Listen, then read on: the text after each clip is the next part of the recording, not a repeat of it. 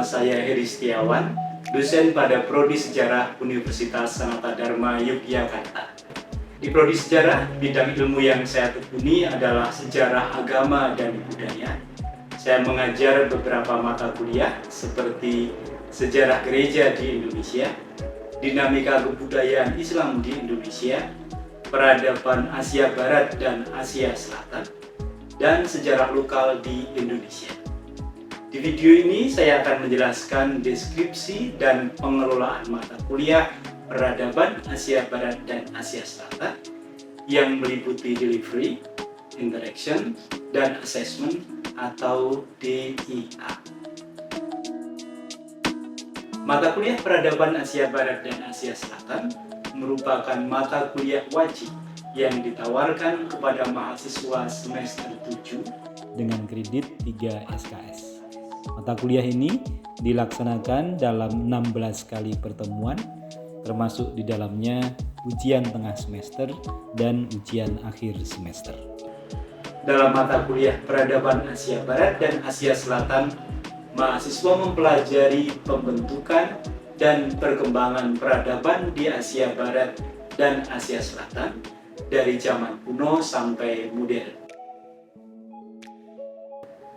Tema-tema yang dipelajari dalam mata kuliah ini meliputi sejarah budaya, sejarah agama-agama, sejarah politik, serta faktor-faktor pendorong terbentuknya negara-negara di kawasan Asia Barat dan Asia Selatan. Melalui proses perkuliahan, di akhir kuliah, mahasiswa diharapkan dapat mengklasifikasi sejarah peradaban Asia Barat dan Asia Selatan secara kronologis dan tematis, serta mampu mengidentifikasi kontinuitas dan diskontinuitas dari perkembangan yang terjadi. Mahasiswa juga dapat menemukan keterkaitan antara peradaban di Asia Barat dan Asia Selatan dengan peradaban di Indonesia. Melalui perkuliahan ini, mahasiswa juga akan mampu melakukan penelitian dasar mengenai sejarah peradaban di kedua kawasan tersebut. Pembelajaran mata kuliah ini dilakukan melalui pertemuan tatap muka menggunakan metode ceramah, cooperative learning, dan penelitian. Aspek penilaian dalam mata kuliah peradaban Asia Barat dan Asia Selatan terdiri dari kehadiran dan partisipasi sebesar 10%, tugas-tugas harian berupa presentasi dan kuis sebesar 30%, ujian tengah semester berupa rencana penelitian sejarah peradaban sebesar 20%, serta ujian akhir semester berupa pengumpulan karya ilmiah sebesar 40%. Video berikut ini merupakan pertemuan ke-11 mata kuliah peradaban Asia Barat dan Asia Selatan. Dalam pertemuan ini, saya menggunakan metode pembelajaran flipped learning dengan teknik delivery, interaction, dan assessment. Saya mengajak mahasiswa mendiskusikan satu masa penting di Asia Barat, yaitu masa kebangkitan, disebut zaman Al-Nahda. Teman-teman semua, selamat pagi. Bagaimana kabarnya hari ini? Semangat tuh ya? Semangat, hari ini kita bertemu di pertemuan ke-11. Maka pasti sudah lelah, capek begitu, tapi dilihat dari senyumannya, semangat semua ya. Oke, hari ini kita akan membahas satu tema yang teman-teman sudah lihat, satu bacaan yang menarik di LMS, yaitu zaman Al-Nahda, masa kebangkitan dunia Arab. Kita akan mempelajari judul ini. Kita akan memulai dengan doa terlebih dahulu. Silahkan salah satu memimpin doa. Silahkan. Teman-teman, mari kita bersatu dalam doa, dalam nama Bapa dan Putra dan Roh Kudus. Amin. Terima kasih ya Bapa atas segala berkat yang Kau berikan hingga pagi ini. Kami bersyukur kami dapat kembali berkumpul di kelas ini untuk belajar bersama. Berkatilah kami dan bimbinglah kami dengan rahmat Roh Kudus. Terpujilah Engkau kini dan sepanjang segala masa. Amin. Dalam nama Bapa, Bapa Putra, dan Roh Kudus. Amin. Terima kasih untuk doa yang sudah kita lakukan. Sebelum kita mulai kelas kita mempelajari tema yang menarik ini, sepertinya semua kursi penuh ya, artinya semua hadir. Hadir ya. Di sini ada 20 berapa ini? 29. Oke, ya silahkan nanti presensi di sini dibuat berkeliling begitu ya. Ya. Teman-teman semua, sekali lagi kita akan mempelajari satu tema yang menarik, zaman Al-Nahda. Ini dari bahasa apa kira-kira? Bahasa Arab, tapi juga bahasa Indonesia ya. Zaman gitu kan ya. Kita mengambilnya dari bahasa Arab begitu. Zaman Al-Nahda, masa kebangkitan dunia Arab ya. Yang akan kita pelajari adalah Nahda itu, masa disebut Nahda itu. Pada kesempatan ini yang akan kita tuju sebagai tujuan pembelajaran adalah ini. Mahasiswa mampu merinci ciri-ciri pokok gerakan Nahda di Asia Barat awal abad 19 sampai awal abad 20 begitu. Nah, khususnya dengan sub CPMK, mahasiswa mampu merinci bentuk-bentuk gerakan Nahda di Asia Barat.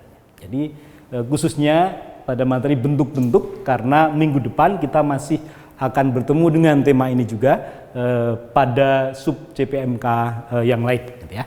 Maka indikatornya kalau teman-teman nanti diharapkan bisa menerangkan latar belakangnya apa, latar belakang kemunculan Nahda itu ya. Lalu kemudian tokoh-tokohnya siapa, bentuk-bentuk Nahda khususnya dalam bidang kebudayaan apa. Nah, nanti yang politik dan bidang yang lain akan kita pelajari minggu depan ya. Oke, kita mulai. Bisa membaca tuh ya? Hah? Ada yang sangat fasih membaca dan menulis bahasa Arab ini? Ada pasti biasanya. Mas Haji bisa ya? Mas Bagas bisa? Nahda, Nahdatul di sini ya, Nahdatun. Nahda. Pernah mendengar kata Nahda? Ya. Kalau kamu mendengar kata Nahda ini, apa yang muncul di pikiranmu? Dalam arti dalam konteks seharian di Indonesia, di lingkungan kita, apa? NU. NU itu singkatan dari Nahdlatul Ulama. Apa itu NU? Organisasi Islam di Indonesia. Apakah kira-kira nanti ada hubungannya dengan ini? Artinya secara historis, ya kita belajar sejarah ya. Apakah ada hubungannya dengan Nahda di Asia Barat atau di dunia Arab itu? Ada ya, kira-kira ya. Ya, kita akan lihat nanti kalau koneksinya kita lihat minggu depan.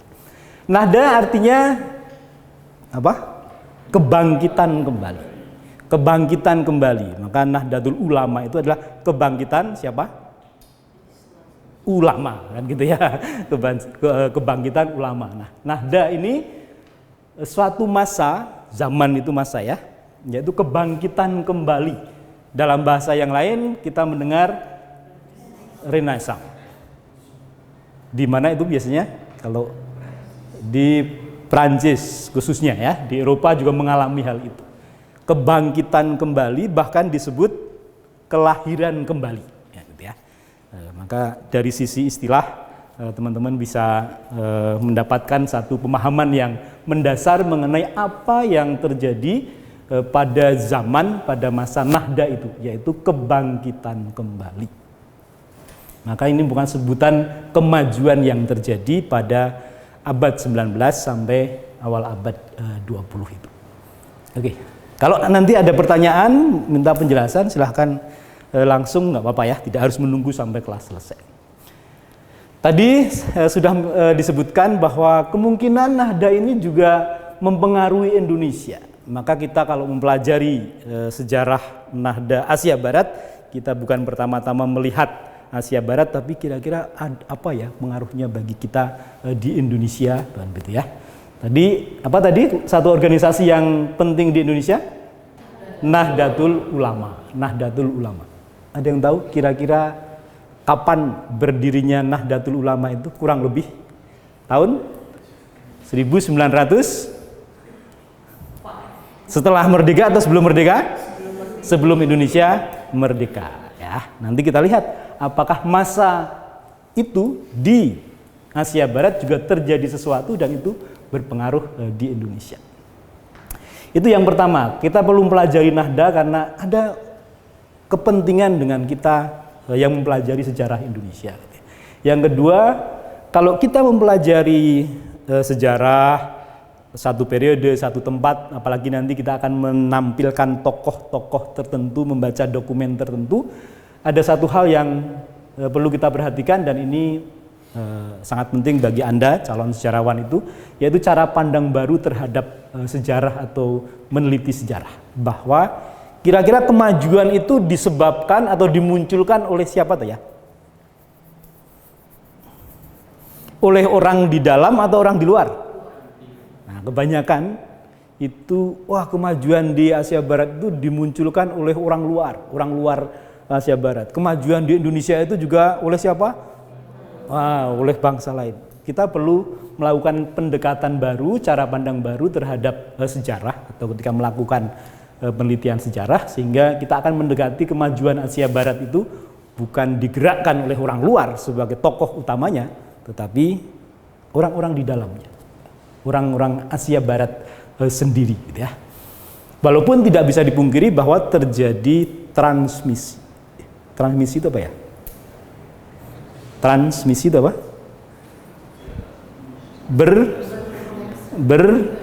Berhubungan, berpindah.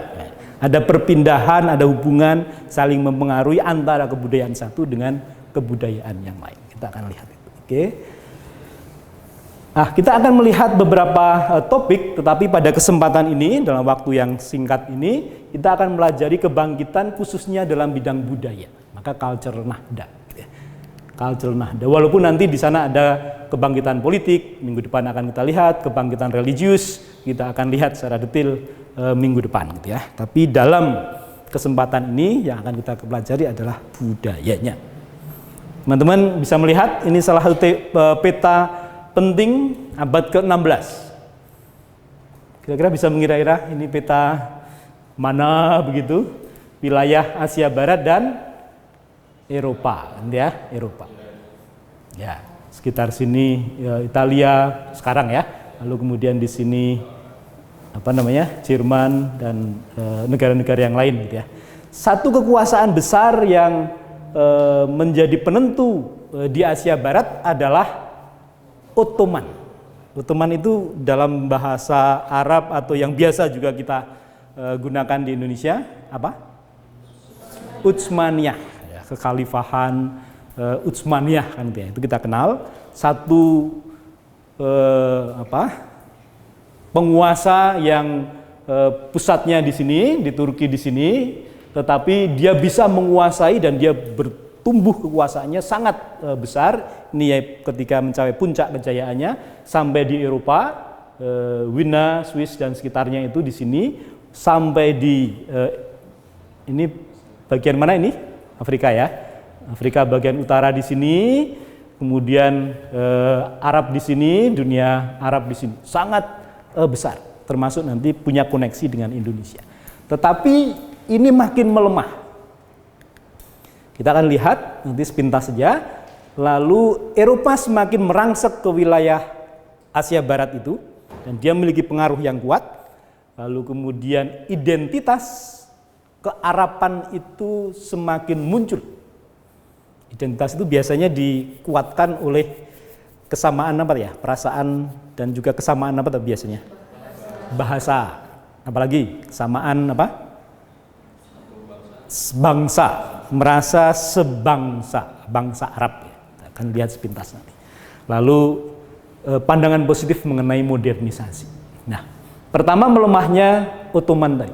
Dari peta yang seperti ini, tadi teman-teman sudah melihat kekuasaannya itu seluas ini, Eropa, dunia Arab, Afrika, bahkan mendekati Asia begitu. Lalu menjadi tinggal nanti 1924 tinggal di sini saja, di Turki yang sekarang kita kenal Turki. Secara bertahap mengalami penurunan. Maka orang-orang barat, dunia akademik menyebutnya Ottoman pada masa itu the sick man of Europe. Orang tua bahkan ya, orang yang sakit gitu ya. Orang yang sakit menguasai Eropa, tetapi yang sakit, yang tua ya di sini. Sedangkan Eropa nanti semakin merangsek ke banyak wilayah. Oke, lalu kemudian pengaruhnya. Biasanya kalau Barat datang gitu ya, itu bisa mempengaruhi dalam hal apa saja tuh ya? Ekonomi. Munculnya apa kalau ekonomi itu? Perusahaan-perusahaan ya, industri-industri gitu ya. Apalagi selain ekonomi? Budaya, pendidikan, bahasa dan budaya pada umumnya gitu ya. Ini lihat ini gambar apa? Rel kereta. Proyek awal terbesar di kurang lebih dunia Arab dan Afrika bagian utara tadi, wilayah Ottoman tadi adalah ini. Dibangunnya kereta di Mesir, gitu ya. Kalau kamu ke stasiun yang di tengah kota itu, kereta pertamanya dipasang di sana. Nah, kita bisa melihat dari sini yang diangkut bukan hanya manusia, tapi apa tadi? Barang-barang. Lalu didistribusikan bukan hanya ke wilayah Asia Barat, tapi ke Eropa, kan? Dan itu sudah muncul industri ini, kereta api. Nah, ini yang dulu tahun 1896 begitu muncul dalam bidang ekonomi, sudah muncul sistem bank, nah, kan? Dan bank yang biasanya dikenal di dunia Barat muncul di Istanbul, di Lebanon, Beirut, gitu ya. Muncul sistem seperti ini. Ada yang kira-kira bisa menebak ini apa? Terusan Suez. Lihat, ini satu gambar yang menunjukkan awal-awal dibangunnya terusan Suez dan ya, buat terusan selebar ini ya. Tapi ini sangat mempengaruhi ekonomi bukan hanya di Asia Barat tapi juga di tempat kita, ya. Yang dulunya harus berkeliling lautan begitu ke bawah, tapi tinggal melewati terusan Suez ini. Ya, lihat ini kapalnya, kita bisa membayangkan seperti ini. Dan itu mempengaruhi banyak hal ya, ekonomi kan gitu ya. Dalam bidang budaya, kalau Eropa itu membangun tadi kereta api, membangun banyak perusahaan di satu tempat, kan perlu orang-orang. Kira-kira yang membangun siapa? Yang membangun itu orang-orang mana biasanya? Orang-orang Eropa juga kan gitu ya. Maka muncul nanti kebudayaan yang berubah dari sebelumnya itu tradisional menjadi profesional yang mungkin diawali dari orang-orang Eropa yang datang ke wilayah Asia Barat itu. Tapi di satu sisi ada keterbukaan dari orang-orang Asia Barat itu sendiri. Maka di sini kita pengaruhnya apa? Ekonomi, politik tadi ya, ilmu pengetahuan semakin bertumbuh. Orang mulai belajar teknik yang sangat praktis tadi ya. Tapi juga ketika ini melemah dan Eropa itu masuk, ada satu yang semakin menguat justru adalah identitas kearapan, Arabness gitu ya. Yang dipengaruhi tadi oleh apa? Bahasa. Bahasa itu menyatukan orang-orang dalam satu identitas tertentu. Dan itu membuat, kalau teman-teman ingat teorinya Benedict Anderson, itu membuat orang merasa sebangsa. Gitu ya. Maka identitas sebangsa, bangsa Arab itu makin terbentuk. Kalau sudah terbentuk identitas kearapan, merasa bersatu, biasanya reaksinya apa terhadap orang-orang atau kebudayaan luar? Akan melakukan perlawanan. Nah, lalu kalau melawan, nanti lama-lama memunculkan gerakan apa? Nasionalisme, nah, gitu ya. Nah, itu di sini. Lalu pandangan positif mengenai modernisasi, diterima tadi ya, diterima, disambut, bukan ditolak. Gitu ya. Modernisasinya diterima, tetapi identitasnya semakin menguat. Nah, itu kan agak paradoks menarik itu. Modernisasi yang kurang lebih dia kenal dia timba dari barat itu diterima, tetapi identitas kelokalannya sebagai sebuah bangsa itu menguat. Oke. Itu sudah kita lihat. Tokohnya siapa? Kamu melihat pernah foto film atau tokoh tertentu yang kamu kenal dari dunia Asia Barat itu?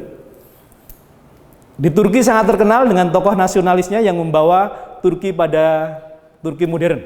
Siapa? Kemal Atatürk. Ya, Kemal Atatürk di Turki. Ini adalah Muhammad Ali Pasha dari Mesir yang juga membuka kebudayaan Barat, kebudayaan modern itu di Mesir tadi dan membuat Mesir menjadi modern. Ya. Ada tokoh-tokoh yang lain kita lihat. Oke, satu hal sudah kita bahas. Apakah ada pertanyaan? Faktor-faktor pemicu dari Nahda. Lanjutkan ya. Satu poin mengenai Nahda khususnya dalam bidang kebudayaan. Muncul tadi sebab-sebabnya tadi, lalu muncul Nahda dalam bidang kebudayaan. Nah, di LMS teman-teman sudah membaca satu syair, puisi gitu, Khalil Gibran. Ada yang sudah akrab dengan tokoh ini? Sudah pernah mendengar tuh ya tokoh ini? Saya ambilkan satu kutipan penting saja untuk melihat dalam hal kebudayaan apa tuh yang terjadi pada masa Nahda itu begitu. Mungkin salah satu bisa membaca di sini. Ini saya ambil dari halaman 11. Jangan. Nabi Tuhan di dalam mencari yang paripurna berapa lama atau menyelusur jarak kejauhan menuju kapalmu, dan kini kapalmu telah tiba dan kau terpaksa berangkat. Dalamnya kerinduanmu atas negeri tanganmu dan tempat mungkin bagi gairah-gairahmu yang lebih besar, dan cinta kami tak akan mengikatmu. Pun kepentingan kami janganlah menahan engkau. Oke. Hanya 2 atau 3 bait saja, tetapi kita bisa merasakan kira-kira dalam bidang kebudayaan, khususnya dalam bentuk syair ini ya, apa tuh yang disuarakan ya. Nabi Tuhan di dalam mencari yang paripurna, berapa lama kau menyelusur jarak kejauhan menuju kapalmu. Dan kini kapalmu telah tiba dan kau terpaksa berangkat. Dalamnya kerinduanmu atas negeri kenanganmu dan tempat mukim bagi gairah-gairahmu yang lebih besar, dan cinta kami takkan mengikatmu, pun kepentingan kami janganlah menahan engkau. Ada berapa kata kunci di sini yang nanti hubungannya akan kita lihat gitu ya. Kalau di sini ada satu yang menarik, dia sang nabi ya, judulnya ya, sang nabi. Dia menyebut nabi Tuhan. Kalau nabi Tuhan itu hubungannya dalam bidang apa? Agama ya, agama. Nabi Tuhan dia menyebut agama. Kita lihat konteksnya tadi modernisasi, tapi dia tetap akrab menyebut agama itu. Dan kini kapalmu telah tiba dan kau terpaksa berangkat. Dalamnya kerinduanmu atas negeri kenanganmu. Negeri biasanya mengacu pada apa? Tanah air bangsa tadi ya, tanah air. Jadi identitas terlebih yang terikat dalam tanah air itu semakin menguat kan gitu ya. Semakin menguat. Tetap bertuhan ya. Tetapi ini merasa cinta akan tanah air gitu ya. Merasa cinta dengan tanah airnya kan gitu ya. Jadi ada paling tidak dari sini ada 2, dan kalau kamu baca nanti detailnya, cinta kami takkan mengikatmu, pun kepentingan kami janganlah menahan engkau. Siapa yang disebut itu? Saya atau kami? Kami. Jadi identitas kecintaan tadi itu bukan hanya dirasakan personal, tapi tadi perasaan sebangsa sebagai satu saudara. Maka kami, ya. Maka kami. Nah, maka dari sini kita bisa melihat ada berapa unsur tadi yang kurang lebih isinya mengenai apa? Keagamaan, ketuhanannya tetap kuat, apalagi cinta tanah air, apalagi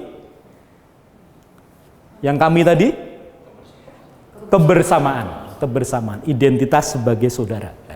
Jadi dalam bidang kebudayaan dari contoh ini kita lihat seperti itu. Itu baru yang Khalil Gibran ya. Kita lihat kalau kamu ke Lebanon silakan ke sana. Ada museumnya yang sangat keren di sana ya. Lalu ada sastrawan dan tokoh-tokoh sastra. Novel pertama siapa? Zainab. Nanti kamu bisa cari atau kamu teliti secara khusus. Ada drama pertama yang di sana itu apa gitu. Itu muncul juga terjemahan buku-buku barat tapi juga dikomentari lalu menjadi bahasa Arab.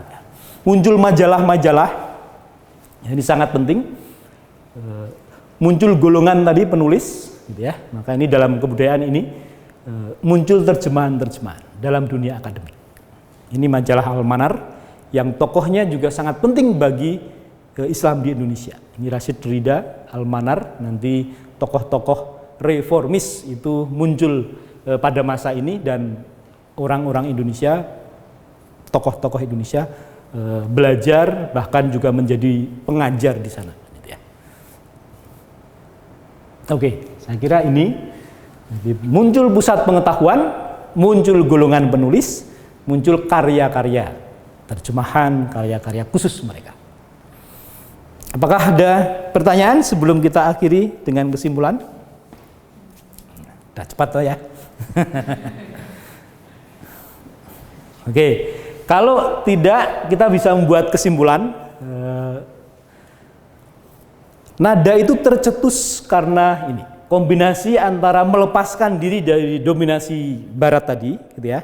Tetapi pada saat yang sama juga mencari identitas diri, menguatkan identitas diri. Maka semua itu terekspresi dalam apa tadi?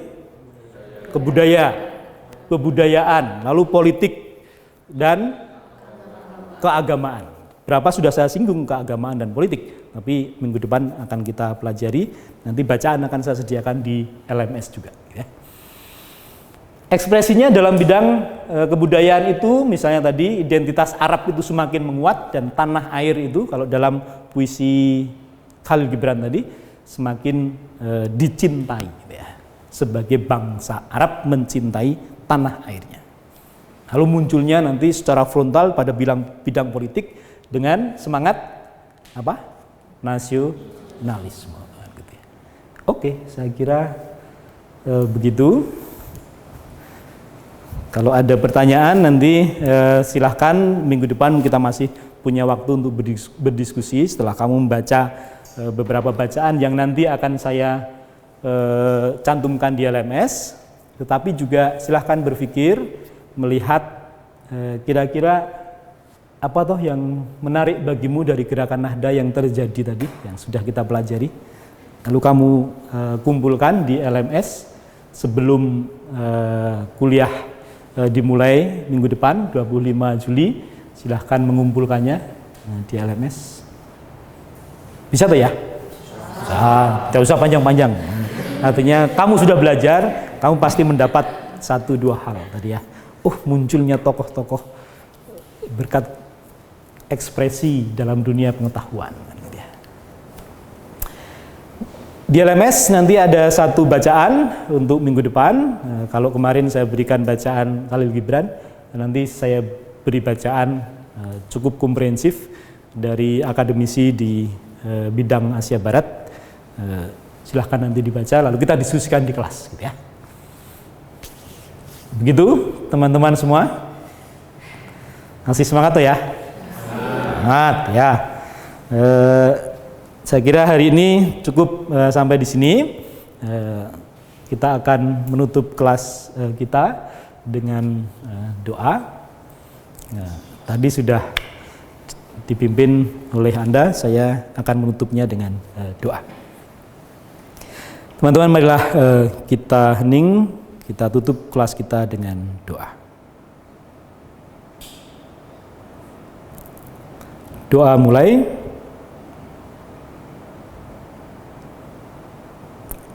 Doa selesai. Terima kasih teman-teman semua, kita bertemu sampai di minggu depan. Terima kasih. Demikian video yang menggambarkan perkuliahan peradaban Asia Barat dan Asia Selatan. Semoga video ini berguna bagi Anda sekalian.